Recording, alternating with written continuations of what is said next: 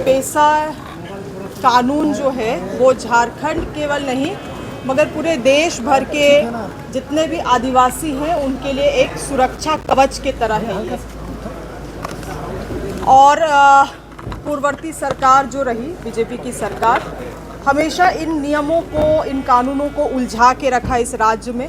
और यही कारण है कि आज जो बाहर के लोग हैं, जो खुद स्वयं आदिवासी हैं, उन चीज़ों को भी तरीके से समझ नहीं पा रहे हैं। और इसीलिए हम लोग लगातार अभियान के माध्यम से, संबोधन के माध्यम से ये बतलाने का प्रयास कर रहे हैं कि झारखंड में जो वर्तमान में JPRA को लागू किया गया है और जो पी पेशा का नियमावली है उसी को JPRA के तहत परोसा जा रहा है, वो संवैधानिक रूप से गलत है।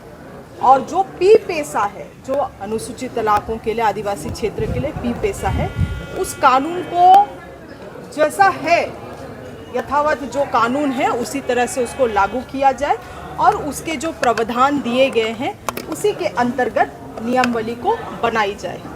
और क्योंकि मैं खुद स्वयं सरकार की अंग हूँ तो लगातार मैं ये जानकारी को, ये जो फैक्ट है उसको सरकार तक पहुंचाने का भी काम कर रही हूँ। तमाम आदिवासी समुदाय, हमारे भाई बहनों से मेरा यही निवेदन है कि बहुत लोग जो इसमें भटकाने की काम कर रहे हैं, इसमें भी राजनीतिक रोटी सेकने का काम कर रहे हैं। और विशेष रूप से भाजपा के लोग, क्योंकि इन्होंने ही इस कानून को उलझा के रखा है और वो आगे भी नहीं चाहते हैं कि ये कानून आदिवासियों के लिए सुलझे।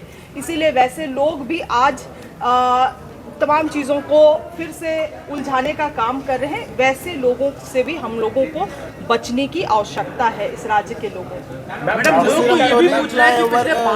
जो है उसका लेकर भी विरोध है, कल बंद का आह्वान किया गया है। सिरमतौली फ्लाईओवर रैंप का जो है विरोध आप लोग जानते होंगे कि वहाँ के जो लोग हैं वो आके माननीय मुख्यमंत्री जी से भी मिल के गए हैं। माननीय मुख्यमंत्री जी से तमाम समिति के लोगों की वार्तालाप हुई और उन्होंने जैसा चाहा वैसे माननीय मुख्यमंत्री जी ने भी अधिकारियों को निर्देशित किया। मगर अब हम उसमें देख रहे हैं कि कुछ राजनीतिक संगठन भी घुस गए हैं, तो ये गलत है। धर्म के नाम पे राजनीति करना ये किसका पेशा है, किसका नियत है, इस चीज़ को तो जनता जानती है, मीडिया भी जानती है। तो मुझे लगता है इसमें अतिरिक्त मुझे बोलने की आवश्यकता है। राहुल गांधी ने एक बार फिर से कास्ट सेंसस की बात दोहराई है, कहा है कि देश में कास्ट जातिगत जनगणना की ज़रूरत है देश में। बिल्कुल ज़रूरत है, जिसकी जितनी आबादी उसकी उतनी भागीदारी होनी भी चाहिए। तेलंगाना में हमारी सरकार है, हम लोगों ने इसको किया। आपने देखा कि हाल फिलहाल में इसको बिल के रूप में भी लाया गया। हमारी राज्य सरकार से भी हमारे गठबंधन में लगातार इस बात में वार्तालाप हुई है और हम लोग चीज़ों को परस्यू कर रहे हैं। निश्चित रूप से उस दिशा में भी काम की जाएगी। झारखंड में जातिगत जनगणना को लेकर के चंपई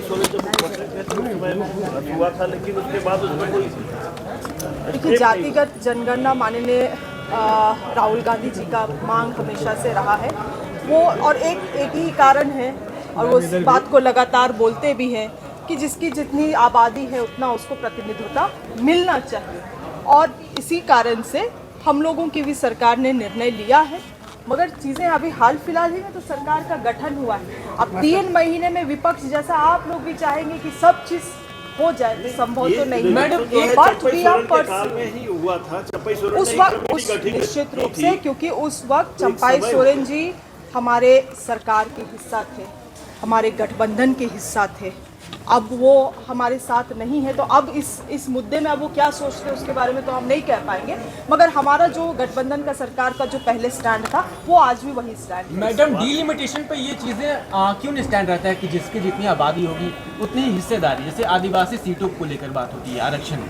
आपको 5वीं अनुसूची के बारे में अध्ययन करना चाहिए और 5वीं अनुसूची में आप देखेंगे तो आपको समझ में आएगा कि केवल जनसंख्या ही आदिवासी के प्रतिनिधित्व का कारण नहीं है। आदिवासियों के प्रतिनिधित्व का कारण किन चीज़ों को बनाया गया है वो आप जब संविधान को पढ़ेंगे और 5वीं अनुसूची को पढ़ेंगे तो आपको जानकारी मिलेगी।